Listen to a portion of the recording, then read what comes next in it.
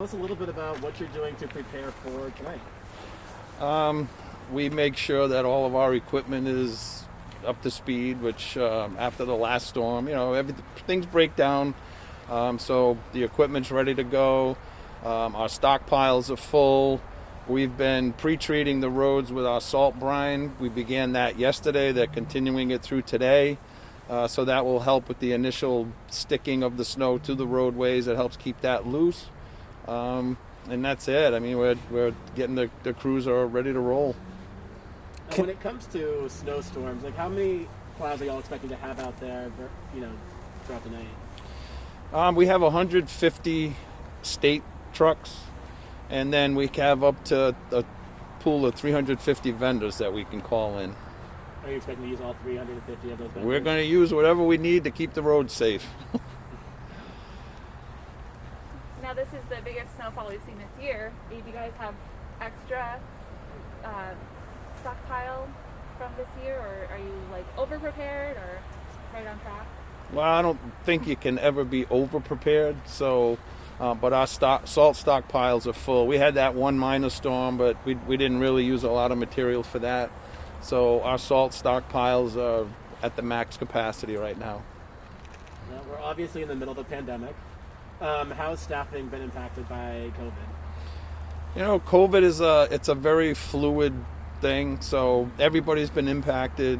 But at the end of the day, our primary goal is to get the roads cleared, keep the motoring public safe, and we will do that. So, it may take us longer, but people need to be patient. Luckily for us, the timing is good. We're going to miss tonight's PM commute. It will have an impact on the morning commute, but we're in a pause, so traffic will be low, and it should help us out in the meantime. But at the end of it all, we will keep the Rhode Island motoring public safe, and the roads will get cleared. Can you quantify some things for me? How much salt do you think you're going to use? You gave a number of trucks, and how many people do you think it's going to take for this? And you said you've already started, and I'm assuming it just ramps up as this thing approaches. We started with the pre-treating. So our salt stockpiles, when completely full, we have about 50,000 tons of salt in our primary stockpiles, and then we have a 10,000 ton strategic reserve. So the total salt we have on the ground right now available to us is 60,000 tons. On an average storm, we're probably in the 10,000 to 20,000 ton range. So that's what you're expecting for this go around, you think? Yeah, it varies from storm to storm. If it's light snow and it's not, the ground's not wet, or the roads don't get wet, it won't ice, so we don't have to put down as much material. It becomes primarily a plowing event. It varies. So we just adapt as the conditions change, and we do what we need to do. Is there anything that people can do tonight before this thing starts rolling in that would help you all work faster and more efficiently and safely? The biggest thing is once the snow starts, if people don't have to be out, then stay home. Stay home where it's safe. If it's absolutely necessary, then it's the usual things. Make sure that their vehicles are prepared. The batteries are up. They have gasoline.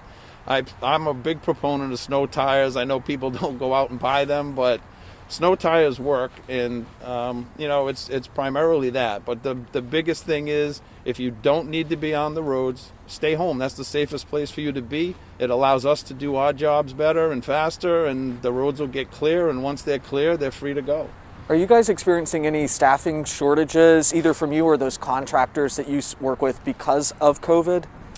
It's everybody has experienced that, but like I said earlier, it's a fluid thing. So we adjust. Our game, it's no different than the Pats have to do on Sundays, right? You have players. We play with the team that we got, and that's our approach to things. We just adapt and we overcome, and we will get the roads clear. Are you anticipating any challenges from tonight, it being the first big snowstorm, and kind of like the timing of it all? Challenges with the timing? No. Like I said, the timing is good. It would be ideal if it came after the PM commute and before the morning and we were done. It doesn't always work out that way. The crew that we have is seasoned, so we've seen this type of thing before. There's not a lot of conditions and circumstances that we haven't experienced in the past. So I don't anticipate that there will be, any major surprises. But, as things go on, things always happen. And it's just a matter of us having that good preparation and having backup plans in the event that certain things happen. So we're going to take all the precautions that we normally do. We'll have, we use state police trooper details in strategic locations. We will have our heavy tow plan activated, which will clear tractor trailers if they get into trouble on the highways. So, an ounce of prevention, right? Lastly, for me at least, is just, do you target different parts of the state differently? So for instance, it's looking like the northwest part of the state might get more snow, or are you spreading resources pretty evenly? How do you determine that? Our resources are predetermined. So we have 7 maintenance districts, and the crews and vendors are all spread out throughout those districts.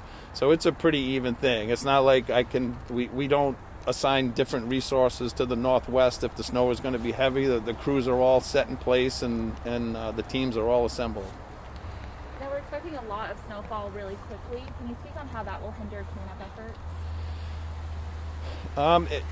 What happens with that is the snow will accumulate, right? So we have trucks that are assigned plow routes. Those plow routes have time that it takes for them to go. And that continuous loop, so say a plow route takes 1 hour to do. If the snow is coming down less than an inch an hour, then we'll have a little bit of snow on the road. If the snow is coming down 2 inches an hour and there's a lot of traffic, then the snow is going to accumulate. So that's why people staying home helps us out a great deal.